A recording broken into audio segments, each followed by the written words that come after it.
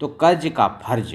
वास्तव में कर्ज विभिन्न प्रकार के होते हैं। जीवन में हमने देखा कि परिवार में विभिन्न प्रकार की आवश्यकताओं को पूरा करने के लिए, जीवन जीने के लिए, जीवन को उच्च कोटि का अच्छे स्तर तक मेंटेन करने के लिए हमें कर्ज लेने की आवश्यकता पड़ती है। और इस कर्ज फर्ज को निभाने के लिए हमारे जो परिवार के सदस्य से लेकर के आने वाली पीढ़ी तक इसमें लगी रहती है। तो साथियों, कर्ज लेते हैं और उसका समय पर भुगतान करते हैं तो ठीक है, और यदि समय पर भुगतान नहीं करते हैं तो वो कर्ज हमारे सिर पर पहाड़ के समान दिखाई देता है, और ये जो पहाड़ है हमारा पीढ़ी दर पीढ़ी चलता रहता है। साथियों, मैंने कई किसानों को देखा है, पेपरों में हम पढ़ते हैं, सुनते हैं, समाचार पत्रों में हम देखते हैं, ये देखा जाता है कि किसान अपनी आवश्यकताओं से अधिक कर्ज ले लेता है या मुसीबत में कर्ज ले लेता है और वो कर्ज का भुगतान नहीं कर पाता है, चुका नहीं पाता है।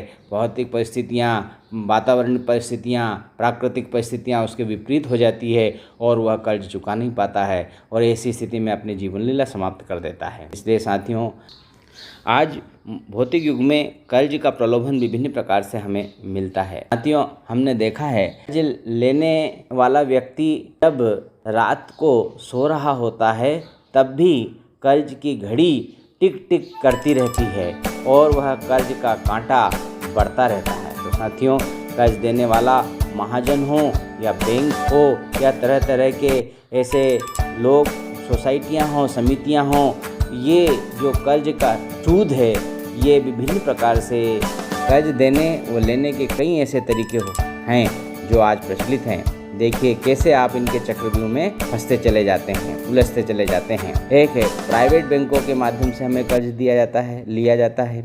समूहों के माध्यम से हम कर्ज लेते हैं। सहकारी बैंकों के माध्यम से हम लेते हैं।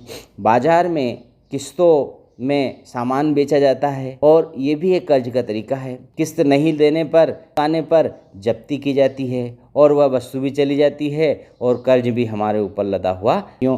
किस्तों में वस्तुएं खरीदी जाती है और जो वस्तु हम किस्त में खरीदते हैं वह वस्तु हमें 10 गुना दाम में पड़ती है, उसके 10 गुना दाम हमें चुकाने पड़ते हैं। डिस्काउंट का खेल भी इसी तरह की भूल भुलैया है। साथियों, हम सब कुछ समझते हैं, जानते हैं, फिर भी बार बार ऐसी गलतियां करते रहते हैं और ये कर्ज के खेल में फंसते रहते हैं। फिर साथियों, कर्ज का खेल बड़ा ही विचित्र है। एक बार हम इसमें फंस जाते हैं तो फिर एक दलदल की तरह इसमें फंसते ही चले जाते हैं। हम कर्ज लेते समय तो बड़े खुशी खुशी लेते हैं और उसका उपभोग करते हैं, लेकिन जब कर्ज चुकाना होता है तब बहुत पीड़ा होती है और ये कर्ज की जो है घड़ी हमारी चलती रहती है, निरंतर चलती रहती है। यह बढ़ता रहता है, किस्तें बढ़ती रहती, किस्त के ऊपर किस्तें चलती रहती है और आदमी जो है चैन से जी नहीं पाता है, उसका चैन खत्म हो जाता है और उस घड़ी की आवाज़ उसे सोने नहीं देती है, उसे काम करने नहीं देती है, चैन से बैठने नहीं देती है। इसलिए साथियों, आप कर्ज के खेल को समझें और बहुत आवश्यक हो तो ही इसमें उलझें, ऐसे दलदल से बचें और अपनी आवश्यकताओं को अपने हिसाब से सीमित करके ही अपने जीवन यात्रा का आनंद लें। दिखावे में न आए, लोगों के कहा कही में न पड़ें और न ही किसी विशेष प्रलोभन में आएँ। नमस्कार साथियों।